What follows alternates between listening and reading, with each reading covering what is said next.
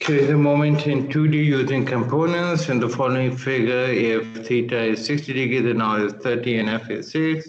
You know what is the magnitude of the moment? So this is the fourth line. Okay, let me just see all the information given here first. Okay, so what they're doing. Okay, two ways to calculate this.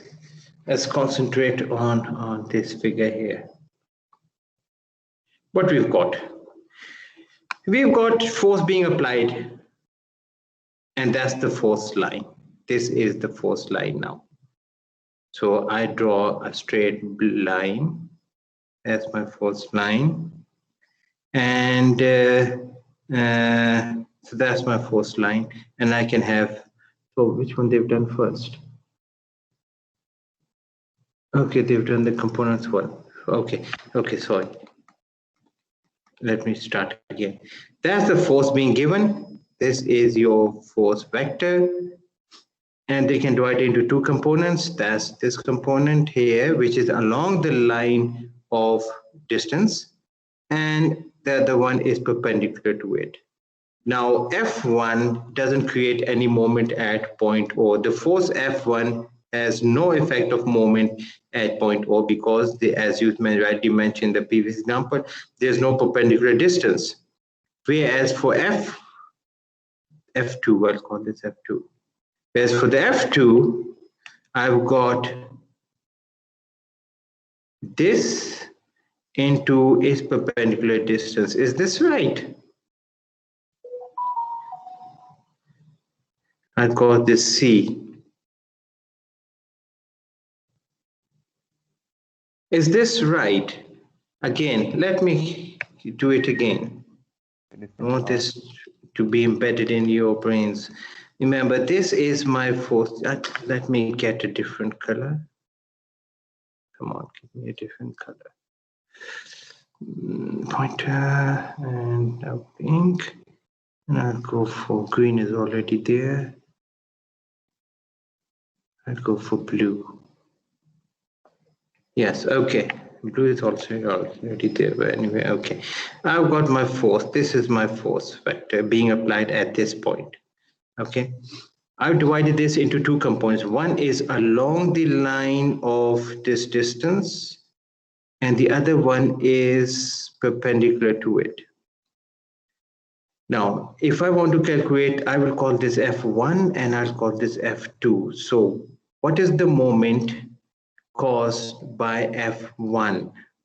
So that's my force line of F1. There's no perpendicular distance. So the moment for my F1 is 0. So F1 is not creating any moment. Now let's look at F2.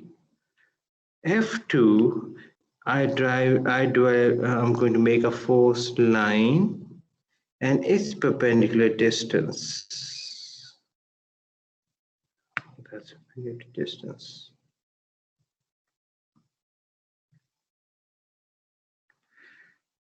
I would call this distance S. Is this distance S right? No. No, sir. No, sir. R. Yes, you're right, it's not right. This component of F2 force line is not here. The force line for F2 is here. Remember, all the forces, my F1 applies here and my F2 also applies here. Yes, sir. So now this is my perpendicular distance, and that is given R. So the total moment created by F1, I'll call this F1, and F2. F1 is not creating any moment, F2 is creating moment. So the answer should be here, that's the one. This is my F sine, this component is, and this component is F sine theta multiplied by this distance here. So my moment is here. And if I put the numbers in, that's my answer. So what I've done, let me summarize it again. What I've done, there was a force F. I divided the force F into two components. One is along the line or perpendicular, and the other one is perpendicular to the distance line. So F1 will not create any moment, and this F2 will create some moment, and I did F2 multiplied by R, and I got this number here. Now, the same thing, the very same thing. I can do this distance. I can find this distance because angle is given, and this is my force line.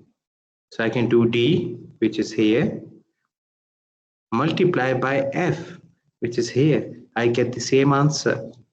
So either I draw a force line and find its perpendicular distance, or I can divide this force into two components, that's this one, and then find its moment for each component.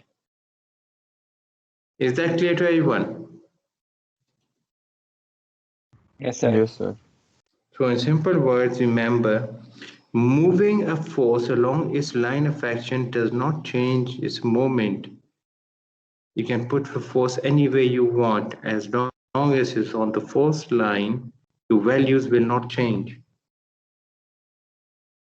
So, some conventions, remember, select a positive direction clockwise, counterclockwise is conventionally taken as positive. You calculate each moment and then you add them up. Remember, keep an eye on the signs. Always remember to write the unit of moment, which is not kg or anything else, it's Newton meter pound foot. Okay.